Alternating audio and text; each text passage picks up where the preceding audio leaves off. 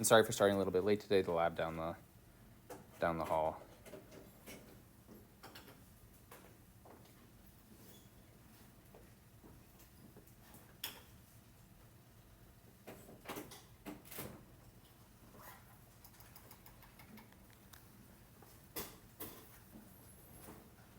All right.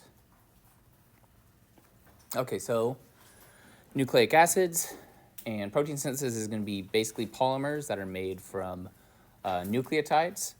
And so this is what makes up all genetic information. The science behind it's important. So for example, insulin is a protein people take when they're diabetic and they can't produce it naturally. But before the 1970s or so insulin had already been discovered by then. A lot of people ended up being allergic to it because of how it was harvested from animals, basically. And so the way that they kind of circumvented this is they had to understand the process of genetic material replication and how that relates to protein synthesis to then design it so that it can be modified, right? So we can modify the protein sequence by modifying the genetic material. And doing that, you can synthesize an insulin molecule that people with these allergies could tolerate, right? So they'd be able to take insulin, sorry. And so this understanding of biomolecules leads to deeper understandings of the synthesis of other biomolecules, right? So protein synthesis is important because those proteins are responsible then for making the lipids, making the carbohydrates, or working with the carbohydrates. All the other biological processes are direct results of the functions of the protein in the body. And what controls the proteins that you make? Well, that's your genetic information. That's going to be your DNA, and then that a little farther down the line, then that's related to your RNA, and then that is directly translated into the proteins that are in your body, right? So the understanding of protein synthesis is kind of related to the functions of the rest of the biomolecule. So this is kind of like we're farthest up the chain.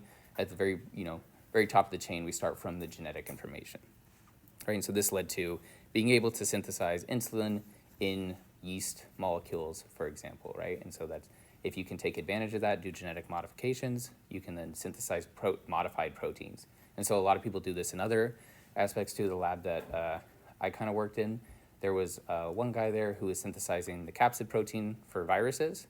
So they do modifications to then have different amino acids at different spots on the capsid protein. And if you have different amino acids there, that can affect how that interacts with the rest of the body, right? So remember last time we talked about lipid nanoparticles and how that enhanced uptake of certain medications, right? So if you do that with a virus particle, for example, you can have them act like the antigens, like the sphingolipids were, on the surface of a cell, and those can be, endocytosed by cells as well, and then release whatever's inside the viral capsid as well. So this is used in a lot of different settings, and especially for protein modifications. A lot of the times it's easier to genetically modify a DNA or RNA sequence to have a bacteria or yeast replicate that and then synthesize the protein in those cells than it is to actually go in the lab and make polypeptides artificially, right? So a lot of times this is how protein synthesis is done in labs these days, right? And it gives you a much higher yield, and nature oftentimes works a lot better than people do. Okay. All right, so for every protein in the body, we have a specific gene. I think I wrote the the blank space there, but I wrote the word after. So for every protein in the body, there's a specific gene that's associated with it. And then within the gene, you have different, what we call codons, that then translate or are transcribed into RNA, which are then translated into proteins. And so the direct synthesis of proteins, it basically, the reactions that modify other biomolecules is kind of what I was saying on the previous slide, are only possible depending on the genes that you have in your body, right? So again, this is kind of saying the same thing that I kind of mentioned on the previous slide, where if you have genes for the proteins in your body, those are responsible for the process, other biological processes that that are present in the rest of your body, metabolism, anabolic or catabolic metabolism, and those are directly correlated to the genetic information that you carry within your body. And so the general process for the synthesis of proteins in the body as we go through, we start from our DNA, which is usually in the nucleus of your cells. Not usually, it is in the nucleus of your cells, and that becomes transcribed into mRNA, right? So DNA and RNA are different forms of genetic information. The RNA is responsible for communication with ribosomes, which are going to end up synthesizing proteins, and the DNA is your kind of like baseline genetic information.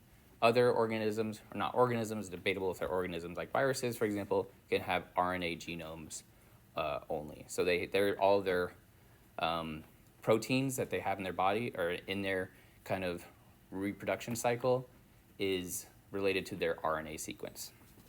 And so that gets transcribed into mRNA, and then it's moved out to the cytoplasm where the ribosomes are, and then it gets turned into transfer RNA, right? So kind of this is in the translation process, which is then directly synthesized into proteins, right? And so this is done by the ribosomes.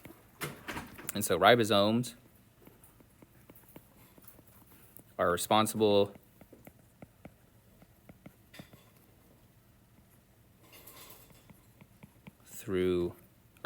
for the synthesis of the proteins, responsible for the synthesis of the proteins. And so what they do is they bind a little piece of transfer RNA. That's what the T stands for. This is transfer RNA.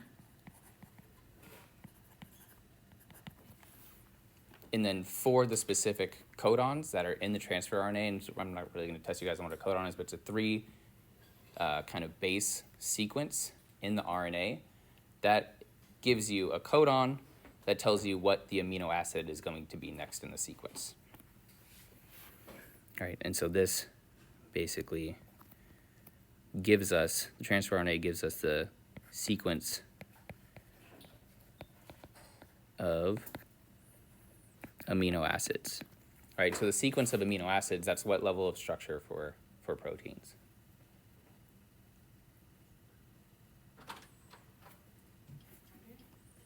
Yeah, those are the primary structure of proteins, right? So this was called the translation.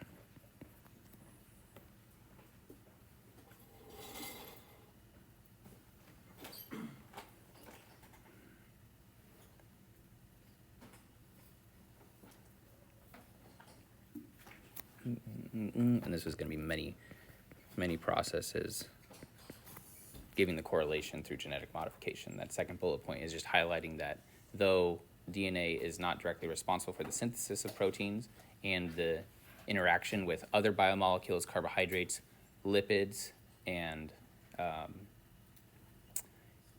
proteins, it's correlated because it controls the rest of the bodies, and not the bodies, but the molecules in the body that do control those processes.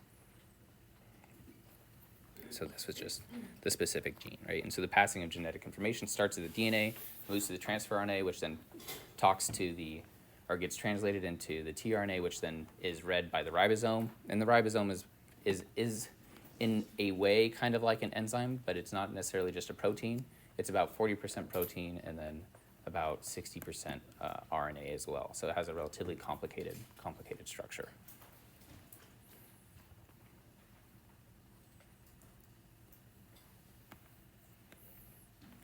And so this is kind of the larger hierarchy. It's kind of like when we talked about the individual types of lipids and then we brought it together in the cellular membrane. This is kind of the larger hierarchy of genetic information through protein synthesis.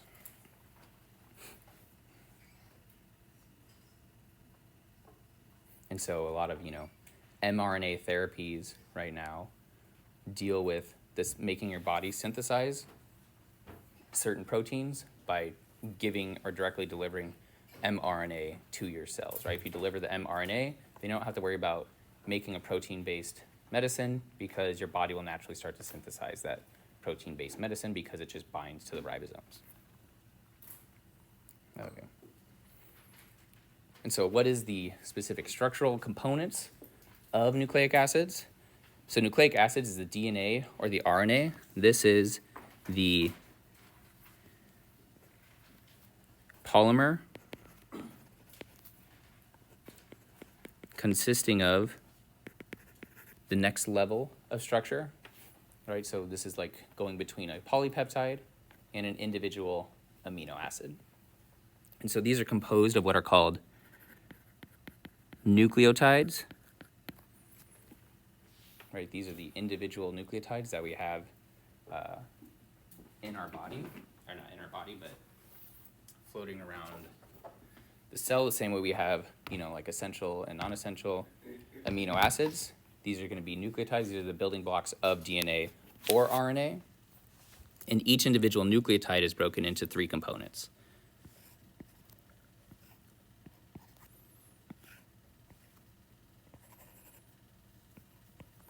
All right, so we have a nitrogen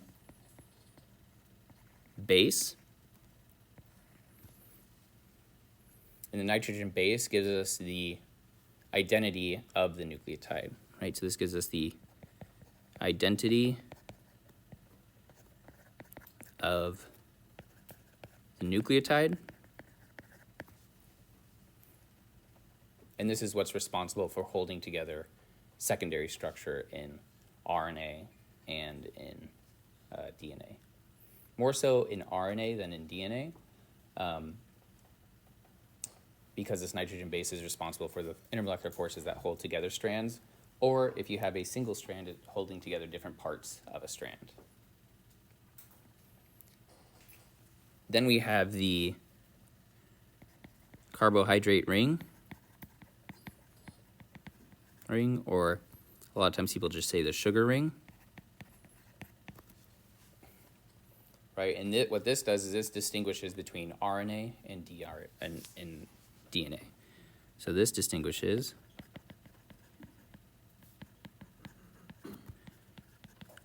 between nucleic acids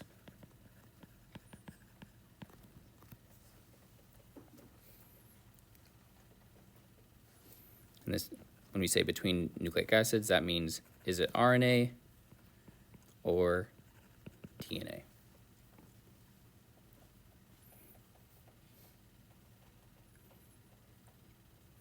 And so those are the 2 main components of the bases. And then we have one last part. Does anyone know what the last part of the structure, and this is in both RNA or DNA, so it doesn't have to do specifically with the identity of anything, and it doesn't distinguish between the bases. This is just baseline for all of them. So there's going to be hydrogen there. So the hydrogen is going to be, because the bases are ultimately going to be held together by hydrogen bonding, but that's actually going to involve the nitrogen bases is where that's going to come into play. So in proteins, right, if you have a different sequence of polypeptides, that give you a different protein, right? But what does every polypeptide have in common? Like, what structural component of the polypeptide is the same for every protein? Like if I said draw a tripeptide, right? Where are you going to start drawing for this? Or where should you start drawing? The protein backbone, right? So the protein backbone is the same for every polypeptide, right? Because we have the N terminus, the C terminus, and then we have the backbone in between, which is the alpha carbon, carbonyl carbon, amino side of another protein. Alpha carbon, carbonyl carbon, amino side of another protein, all the way until you reach the C terminus of that polypeptide, right? So here, we don't have a protein backbone because this isn't a protein. We have a phosphate group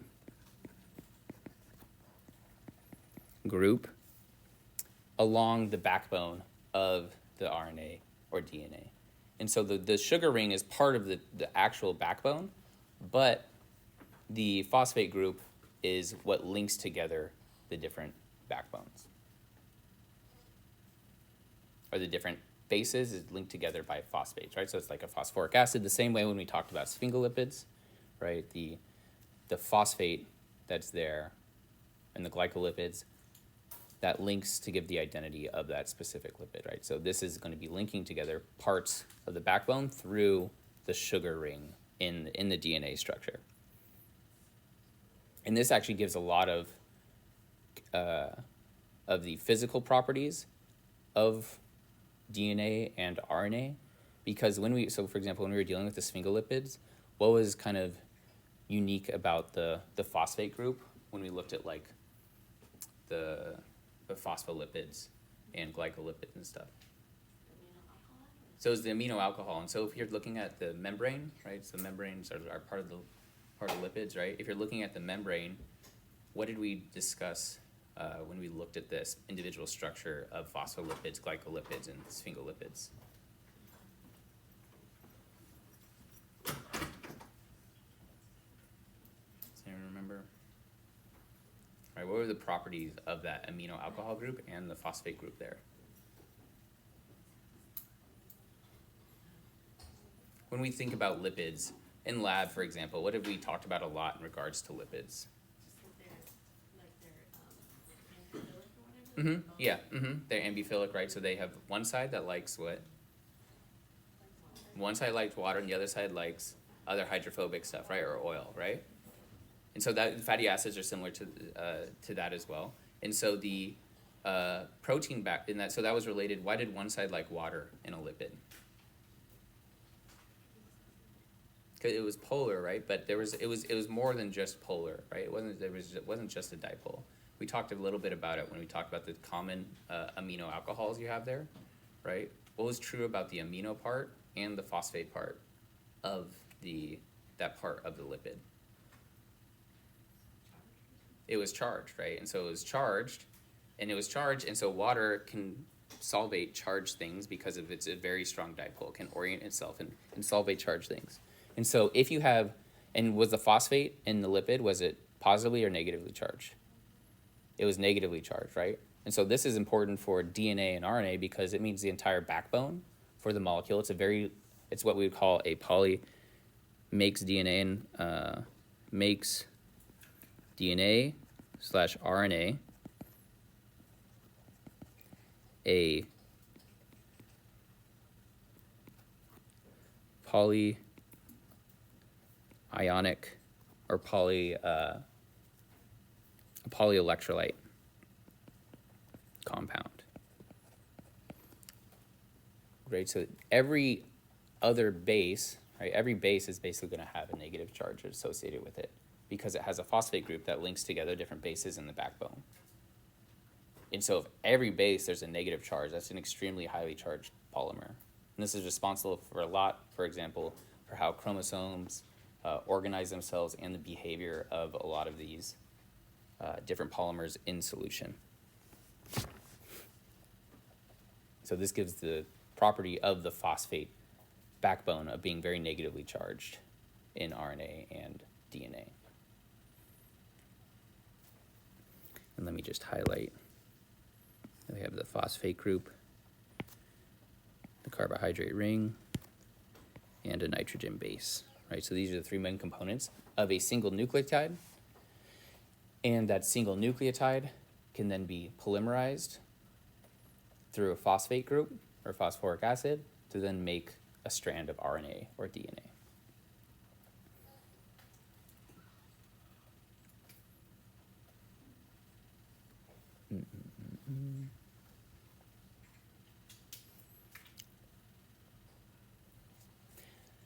And so breaking down each of these individual parts of the nucleic acid, the first thing we'll talk about is the nitrogen bases.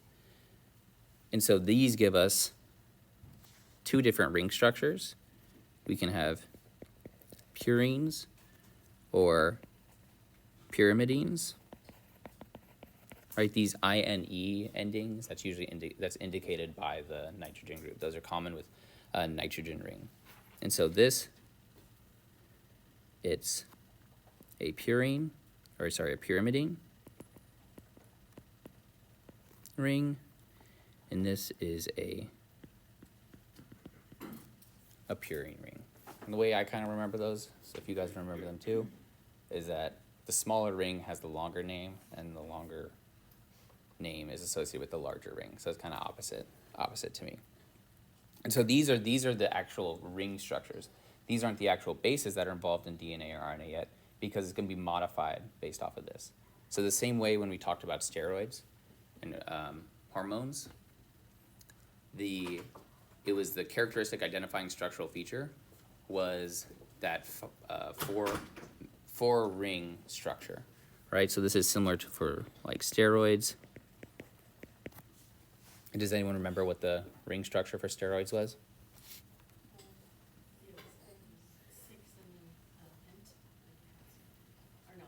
Yeah, so there was 3 6-member rings, and then one 5-member ring, right? And so the way this was drawn,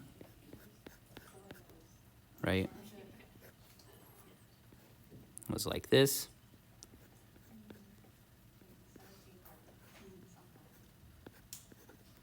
Right, that was the characteristic structure for a steroid or a hormone, was this ring structure.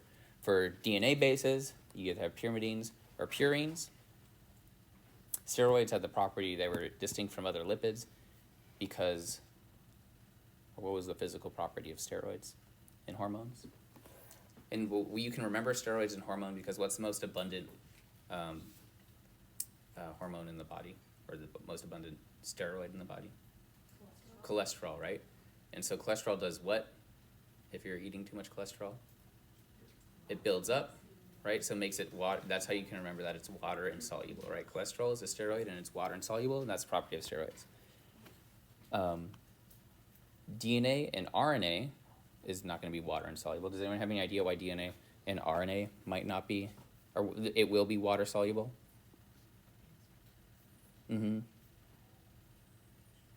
Or it can be water soluble depending on the conditions of the solution. It's very negatively charged, and so water can coordinate with that. And you can also have salt ions and stuff in solution that can help stabilize that as well. Okay. And so does anyone know what the 1-letter sequence is for the pyrimidines and the purines are? I have to look up the structure because I don't remember the structures outside my head. Like the ATCs, right? So we have for the 5 bases, for RNA, there's 5 total bases. 3 of them are used for both RNA and DNA, and then 1 of them is only used. That's what distinguishes between RNA. One of the things that distinguishes between RNA and DNA as well. Right, so the ring itself, the carbohydrate ring, gives us the actual distinction between RNA and DNA, but there is a difference in the bases that are used as well. So RNA uses what? Does anyone know off any of the other biology classes? A, which is adenine, right? Or adenosine. Sorry. U, G, and what's the last one? C, right? And then DNA is the same, except instead of U, we have T, which is, does anyone remember what it's called? Thymine. A, T, G, and then C. So we have cytosine, guanine, thymine, and adenosine, right? And so I have to look up the structures because I'm going to want to draw the structures because that's important for the how we orient them in solution. Images. Okay, here we go. Okay, so we have the purines, which are the larger ring. So I'm gonna start by drawing the nitrogens. And I'm not going to draw the double bonds yet because these are affected by, depending on the identity of the base, we can eliminate, draw this a little neater, we can eliminate or add double bonds to the structure, and then we're going to add substituent groups to different positions, the nitrogens, or different carbon positions there as well. So duplicate that. So we have 2 purines, and then we have 3 pyrimidines, which are the smaller rings. So that's going to be my pen. N. N.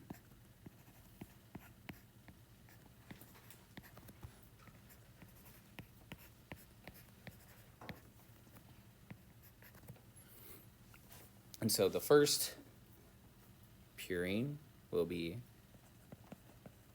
adenine, and that's going to be double bond and amino group, carbon, double bond between the 2 rings, and a double bond here. So that's going to be the identity of adenine. And so we see that we can have the major intermolecular force already. If we had 2 different adenine molecules, they could hydrogen bond to each other because we have hydrogen bonded to fluorine, oxygen, or nitrogen. And then we also have other hydrogens that can act as acceptors there. So I know, I say that and you're like, well, I thought there's specific complementary bases for different bases in genetic information, and that's true. There are specific complementary pairs. However, they are still capable of hydrogen bonding to their non-complementary pair. Right, so you do have what are called non-canonical base pairs or uncommon base pairs that do happen. It's just it's not the preferred binding partner for that base. The other purine is, make sure I have enough room to draw stuff, guanine, and we have an NH2, another amino group, H2N, a double bonded oxygen at the top here, a double bond here, a double bond there, and sorry, I forgot one double bond here between these 2.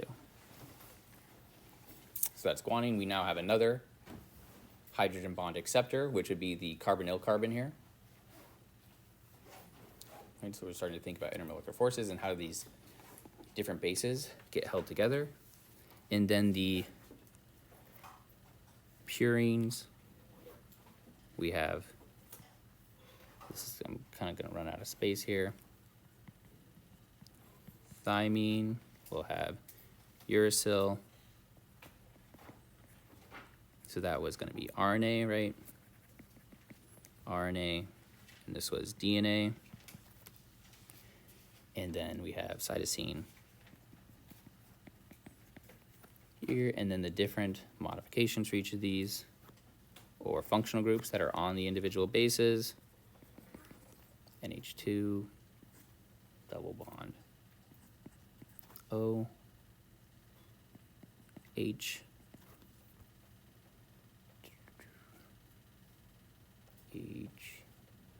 C double bond O right there. I know that covers the pyrimidines. Then we have H double bond O. It's going to have a methyl group here. Only one double bond in the ring structure there. And then same thing for uracil. Okay, and so those are the different purines and pyrimidines that make up the different DNA and RNA bases that we have. And we see just by looking at the structure, if I was asked you, are these polar or non-polar, you could say, well, these look like relatively polar bases, and then they're all capable of hydrogen bonding. So we can think that that would be the dominant force that's going to hold these different bases together. Kind of as an aside, they also have a conjugated network of pi electrons in these rings because of the nitrogens. and the double bonds that are there. And so these can undergo resonance. And so even if you have a single strand of RNA or DNA, there is actually a little bit of helical order to them, because we get what are called stacking interactions. So the bases, they like to stack relative to each other. When they stack relative to each other, they can form a little helix, but it's a single helix rather than a double helix that you have with traditionally with DNA.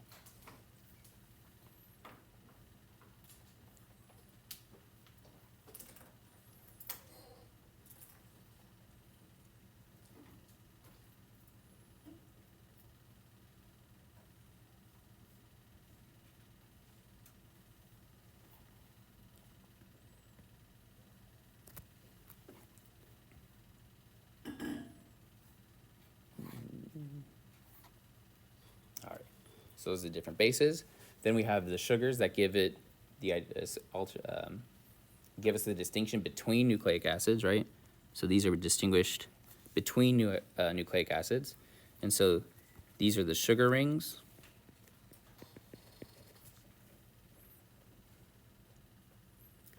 The sugar rings that are along the backbone. So part of the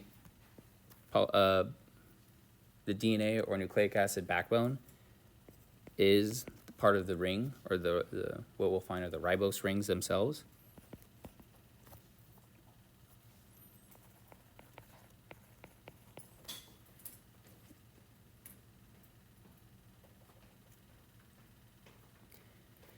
And so you're going to have the methanol group off one of the ribose rings bind the phosphate, and then you're going to have another. So when we talked about carbohydrates, what was the definition of a carbohydrate? Does anyone remember?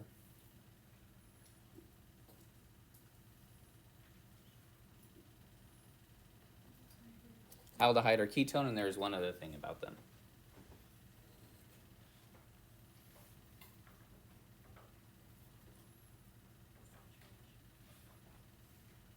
Right, it was a poly what aldehyde or ketone? Bless you. Polyhydroxyl, right? So that means there's a lot of OH groups there, right? So the OH group is what's going to be binding to the phosphate groups along the backbone, right? And this actually gives us orientation within the ring, because if we bind to one spot on the ring, that spot's taken up. So to make the chain has to go in both directions. Which means there has to be another spot that we continue to bind the other phosphate for the next part of the DNA sequence or the RNA sequence. And so the way that they kind of bind and the way that the structure is oriented is according to the number of the carbon in these chains. And so they're both functional groups of aldoses, which means that they have A5 carbons in the structure, and then they're also going to have the CH2 and the anomeric hydroxy group on the anomeric carbon. And so the functional group of alcohols containing the functional group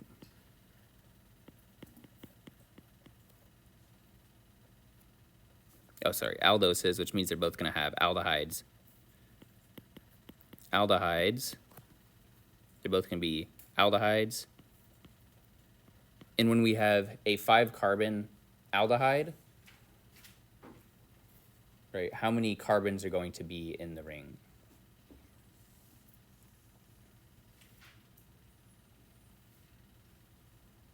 4, right? Because if we have a ketose, we have the extra CH2OH group, right? And aldose is going to just have the beta hydroxy group and then a hydrogen bonded at the other spot, right? And so what these look like is they're going to be pentagons, OH, H2C, OH, and then they're going to have the other spots there as well. And so the two different rings.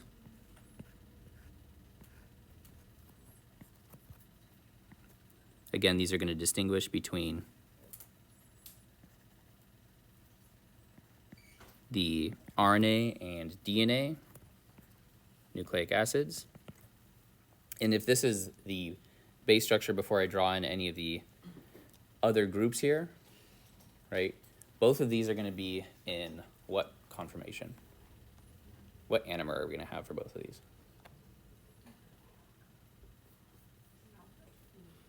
Right, the anomer had to deal with the anomeric carbon, right, which one is the anomeric carbon in the ring structure?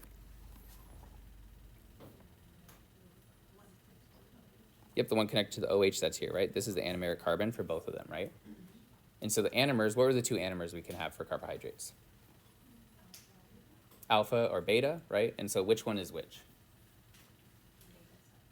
Beta is the OH group going up, right? So both of these are going to be the beta, and I should say anomer.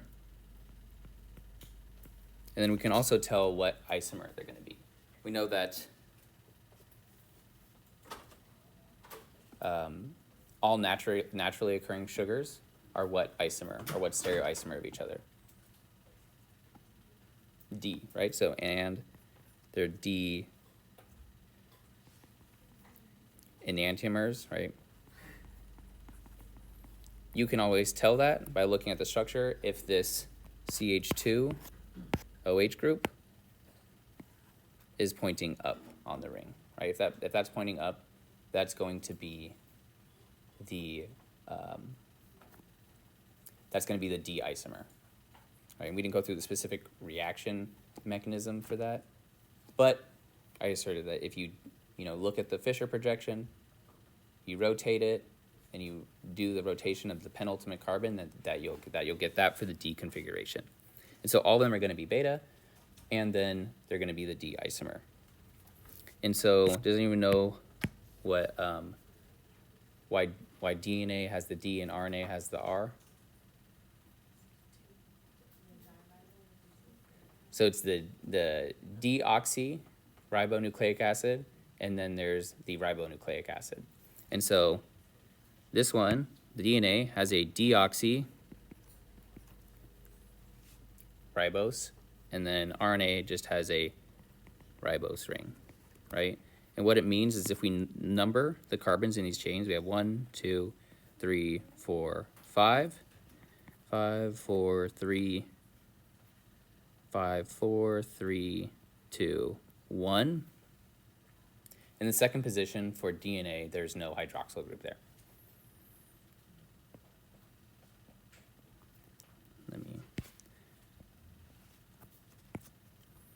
So this is 2 right there.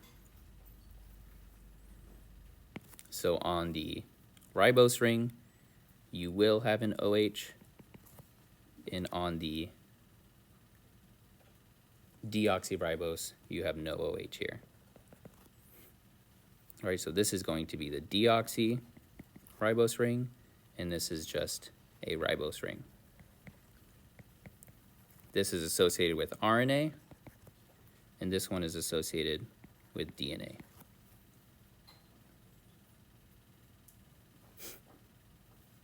And I realize I already said this, but both of these are going to be the beta anomer, and they're both going to be the D enantiomer or the D isomer. Right? We don't necessarily have to remember that because all naturally occurring carbohydrates are the D isomer. What about for proteins? What's the naturally occurring enantiomer for proteins, for nucleic acids?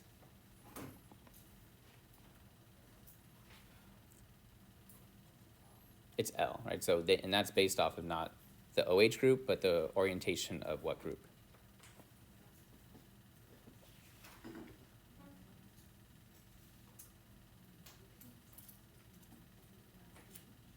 It's the amino group, right? The position of the amino group gives us the enantiomer for for amino acids. Okay, so this is the structure for the nucleic acid sugar. Oops. And so I'm going to add one more slide here. I'm just going to add this in, is that where these bond to the different spots is going to be the same for DNA or RNA, is that where the anomeric hydroxy group was on the anomeric carbon, that's going to bind to the base, and then the 1-phosphate group is going to bind to the 3rd carbon in the ring, and the other one is going to bind to the 5th carbon, which is the one that sticks out of the ring. This is the one that gives us the D isomer or enantiomer for the ring. So this is also going to be this phosphate. And so we see if I highlight this path right here, this gives us the backbone of the RNA or DNA molecule. The only difference is in the second position, whether we have a hydroxy group there or no hydroxy group. That's what distinguishes between RNA and DNA. And the base can also indicate that, because RNA uses uracil, and then DNA uses thymine instead of uracil. All right, so this is going to be the nucleic acid backbone.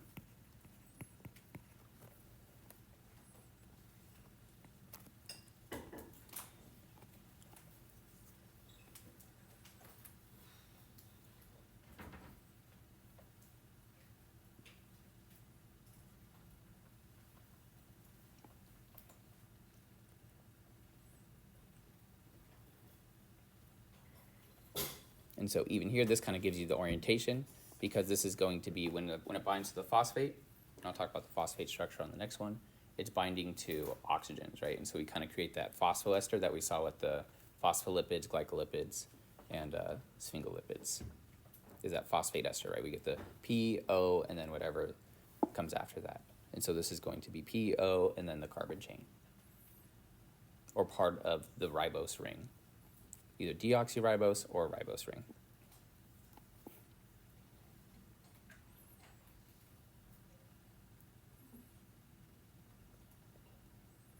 And so because the ring is part of the backbone here, it also, restricts the movement of it a lot, right? You can't bend and twist the ring any way you want.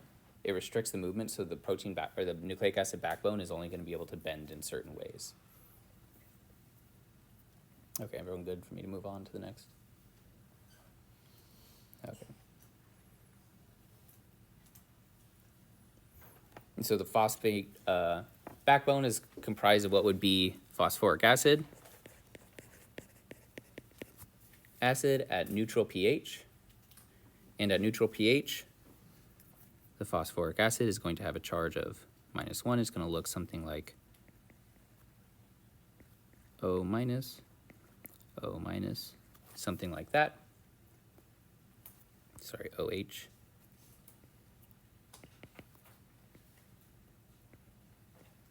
O minus.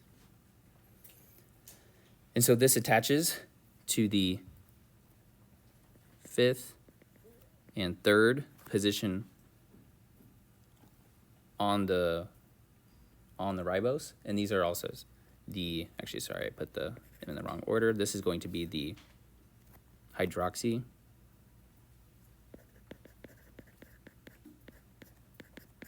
the hydroxyl positions on the ribose, one side to the 5 or the 5th carbon, and the other side to the 3rd carbon in the ribose ring. And then the anomeric carbon is what binds to the base here, or what bonds to the base.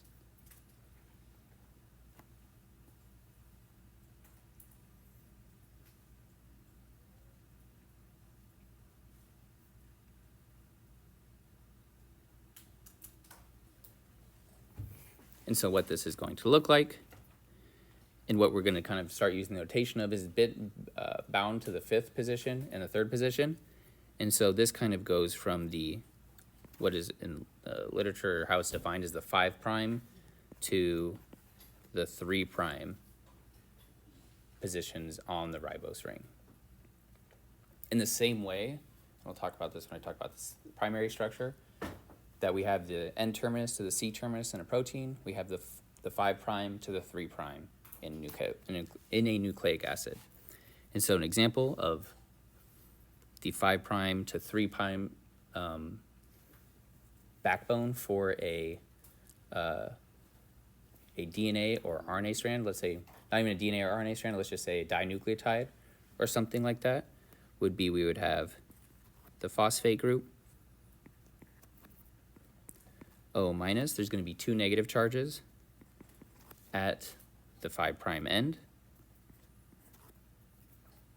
This is bonded to the 5th carbon, so I'm going to put C sub 5', which goes down, C4', C3',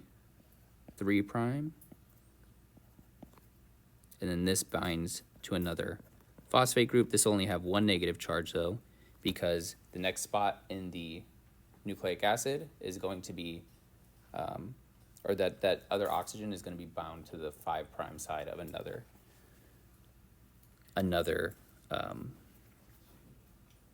ribose ring and another base because of that. I'm going to orient this a little differently so I can finish drawing it. That's not what I want. Can I rotate it? Okay, I'm just going to erase this. And so how the ribose ring fits into this is this is bonded to the oxygen. That's the anomeric carbon. The base goes here. Let me draw this a little bit with better spatial orientation. I drew it to the 5'.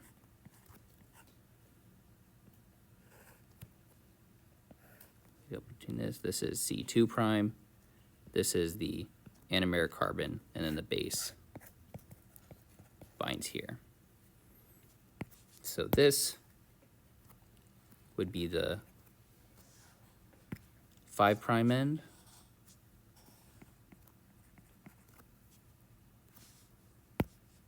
And then this would be the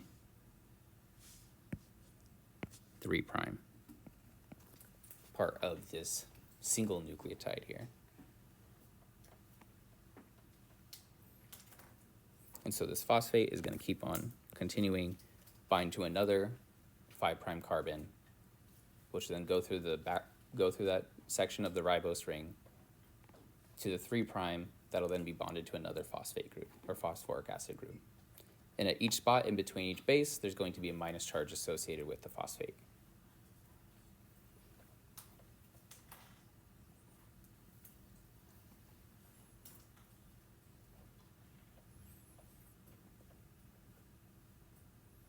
And so what am I good to go into draw the next? Are you sure? Good? Okay. So what the simple block structure looks like is we have a phosphate that's bound to a ribose ring, either deoxy or just a normal ribose ring, which is bound to a base, which is bound to another phosphate group.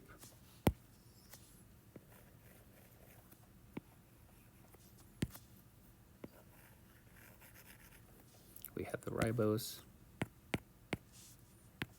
and then the base. So this is a simple block structure. And this will just keep going on. We had another ribose to a base to another phosphate.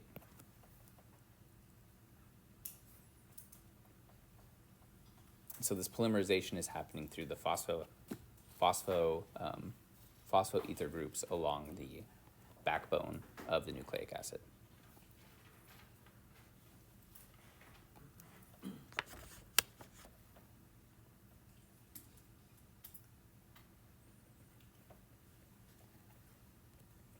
Continue.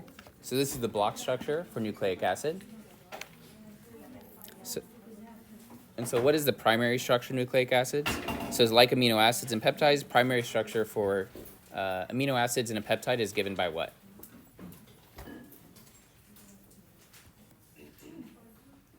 What gives the primary structure for a protein or a polypeptide? The sequence, right? So it's the same for amino acids.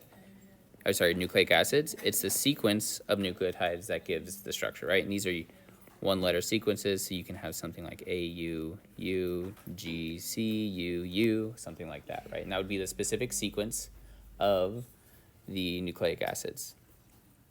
And so I mentioned this before, like the ordering of amino acids goes from the N-terminal to the C-terminal, the nucleic acids, or amino acids, proteins, N-terminus to the C-terminus. Nucleic acids go from what end to what end? 5' end to the 3' end. And so this has to do with the number of rings, or the number of carbons in the ribose ring, right? So this is the position. The naming comes from the position of the phosphate group on the carbon in the ribose ring.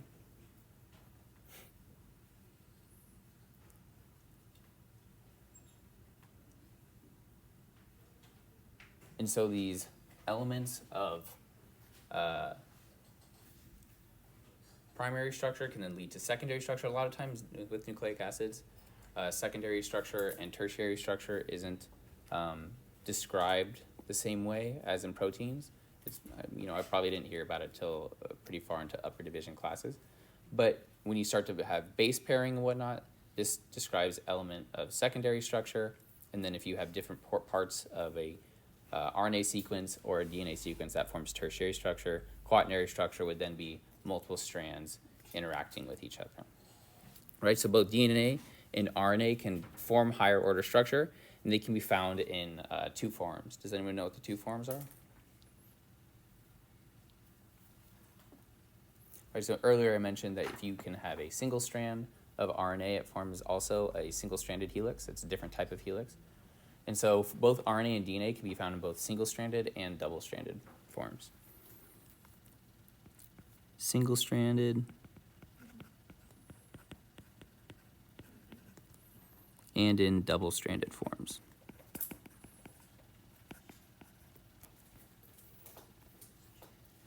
And so this might seem a little odd, but this affects the properties of the RNA or DNA a lot.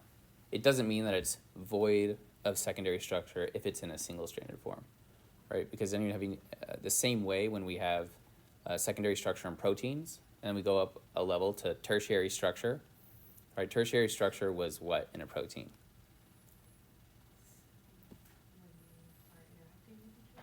Yeah, when you have different motifs within a polypeptide that interact with each other. So different parts of a chain that are far apart sequentially that interact with each other.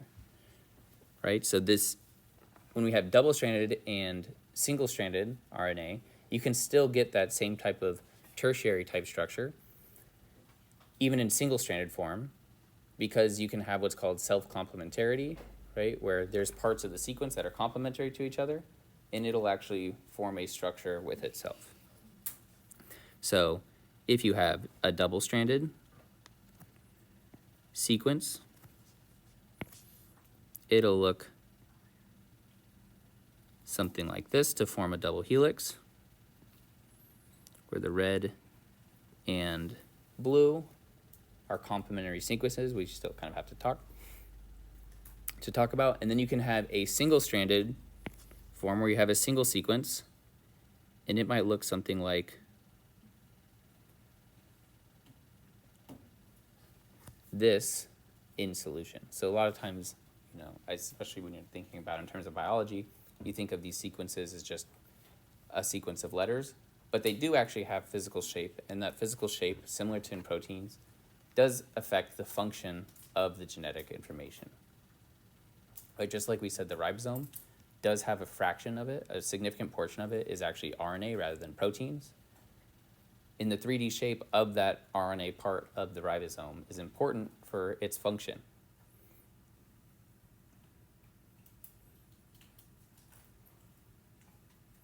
And in the double-stranded form, we have a anti-parallel complementary sequence, right? So each base has a complementary base, right? So this is complementary base. I'll just write that up here and then put it down.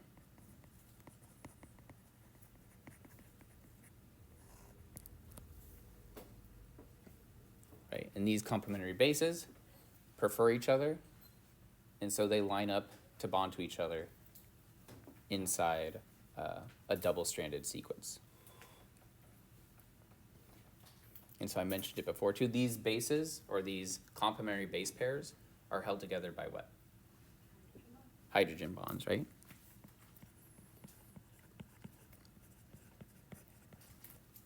So these are held together by hydrogen bonds.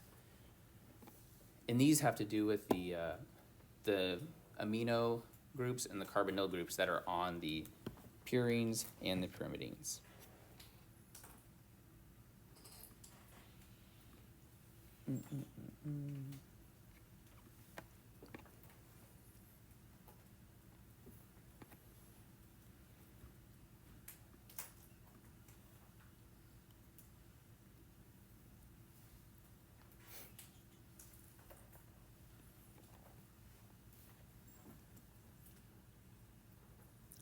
And again, so the same way we have tertiary structure, there's different motifs interacting with each other.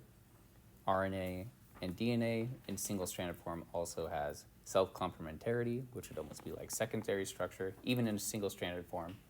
And then you can have a whole region of these interacting with each other. So a lot of times, especially in viral replication, you have an initiation sequence that starts the replication process of the RNA if it's a RNA virus, or the DNA if it's a retrovirus. And that initiation sequence, a lot of times people think, well, this is just a sequential motif, something in the primary structure.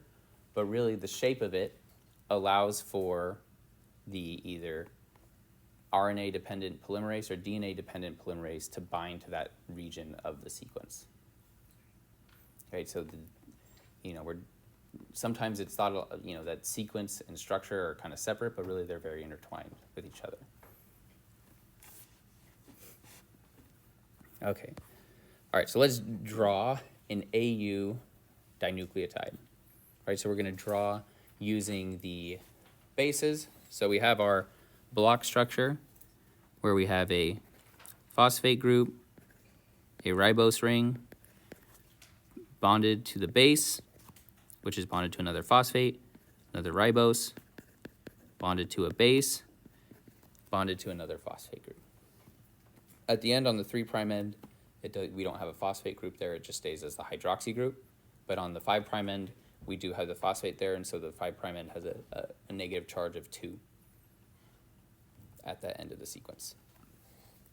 And so what this is going to look like atomistically, so we started our 5' end with the phosphate, O minus, O minus, double bonded O. This is bonded to the 5th carbon in the chain, which is, remember, that's the carbon that goes up. It's the last carbon in the linear Fisher projection. And after that is the penultimate carbon, which is important for the type of enantiomer it is. That's bonded to the oxygen, the first carbon. So right now we're kind of starting from drawing the backbone, and then from there we'll draw the individual bases. All right, so then this is the 2nd carbon. This is the 3rd carbon,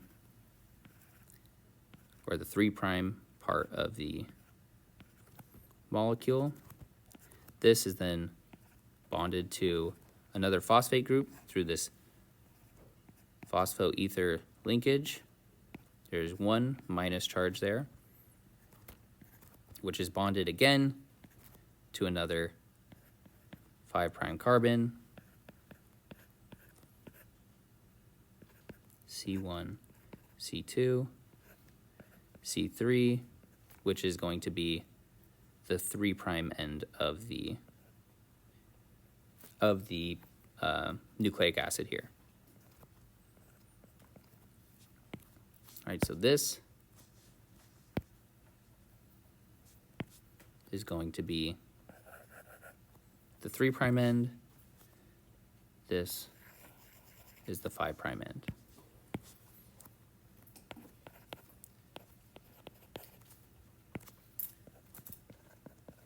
And that was the 3' end.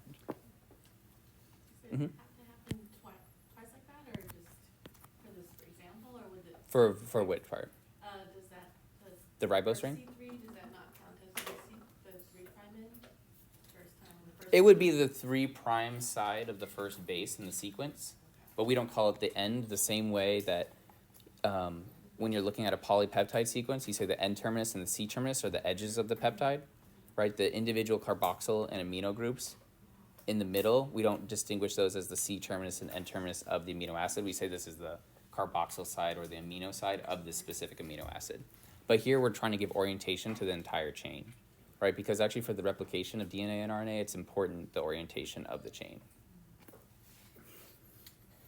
And then each of the large groups here, right, these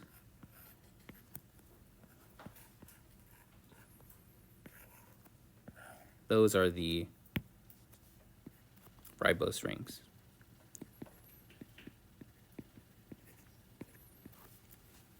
And this is an AU dinucleotide. So what should this be, just a ribose ring or a deoxyribose ring? Right. Is U part of DNA or RNA? RNA, right? And the D in DNA stands for deoxyribose. So the R is just ribose. So since this is RNA, because we have U, this should be an oxyribose. So both of these should have an OH group attached to the second carbon. This one, I have it's drawn up, but that's because I ran out of room there. It's supposed to be going down. And then on an exam or a quiz or anything regarding this, you would have the structure and the names of the different bases to be able to write something like this. Right, so the first, right, the sequence goes from 5' to 3', which means that the first ribose ring is going to be associated with which nucleotide?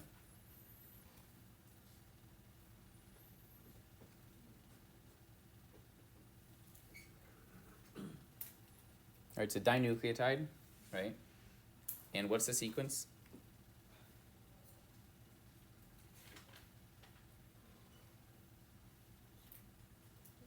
AU, right? So that's the sequence is AU is the dinucleotide up there. I'm not trying to trick you guys. It's an AU sequence, right?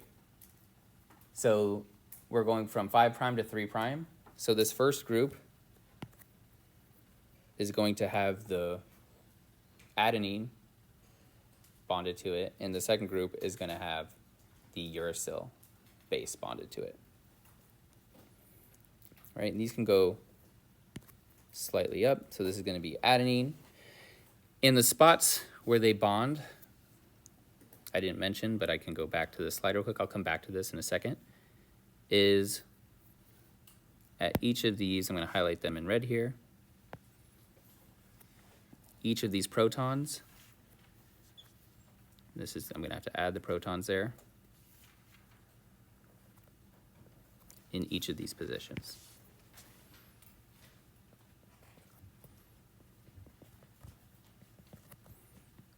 Here, those are going to be the spots where the bases bind to the different rings. And if you ever get lost in the orientation of looking at a base, I don't know where this binds to the ring. If we look at this side of the purine or the pyrimidines and the purines,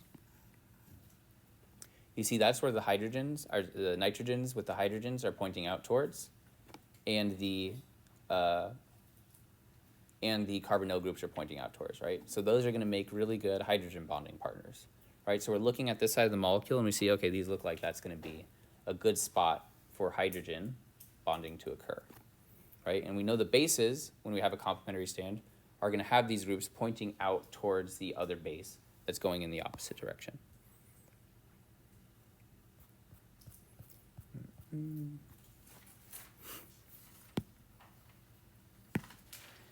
so adenine, I have to look up the structure. We're gonna have nitrogen, carbon, nitrogen. That's gonna be our 5-member ring. Then our 6-member ring. Then we'll have nitrogen, nitrogen. Here, carbon bonded, double bond, NH2, carbonyl, H for hydrogen bonding. And this is where the original H was here. And then this is also going to have a double bond. And then inside this ring, we have 1 double bond and the double bond between the carbon in the middle. And so it might not be obvious, but the double bonds in this ring is what keeps it a very planar structure, right? So naturally, if it's all single bonds, they're going to be bent in the tetrahedral shapes. So they form those weird configurations. Because we have a lot of double bonds here, that's going to restrict this structure to a plane, right? If we restrict that structure to a plane, it'll be easier for it to align with complementary bases. And then the second base was uracil, and so that's going to be, again, in the spot where the hydrogen was on one side of the base, the nitrogen base itself, and this is going to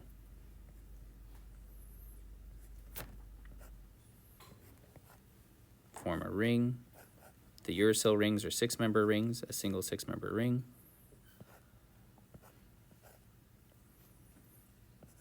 Then we have 2 carbons and 2 nitrogens. Nitrogen.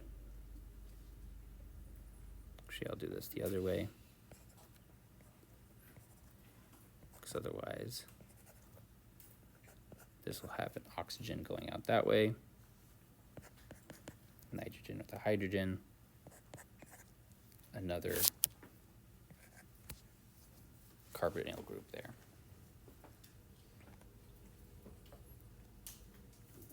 And if you flip this ring around, that would be okay, meaning if that you just took this in the plane, this bond right here can rotate.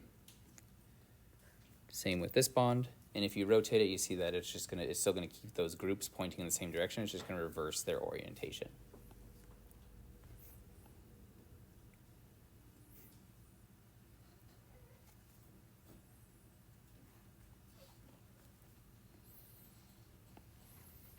So this would be pretty involved on an exam if you had to draw a dinucleotide or a trinucleotide. Most likely what it'll be is here is a dinucleotide or trinucleotide, identify the different parts on it. Or here are 2 bases, how would you expect them to orient themselves? So you're just drawing the base. Great. And so a lot of the work that I did was actually understanding the flexibility of this backbone right here, because you think of these as relatively linear structures, but really each of those are single bonds except where the rings are. And instead of making one large rotation, which is kind of hard for any of these groups because there's a lot of big bulky stuff around, you can make a lot of really small rotations and in the end make a very large scale conformational change in these, right? So the flexibility of these backbones in RNA and DNA is not so simple, and the kind of the different structures you see depends a lot on the bases, and so it's different than a lot of times how we think of like traditional flexibility. Okay, so we'll end there for today. Next time we'll finish up nucleic acids. We still have a number of slides for part 1.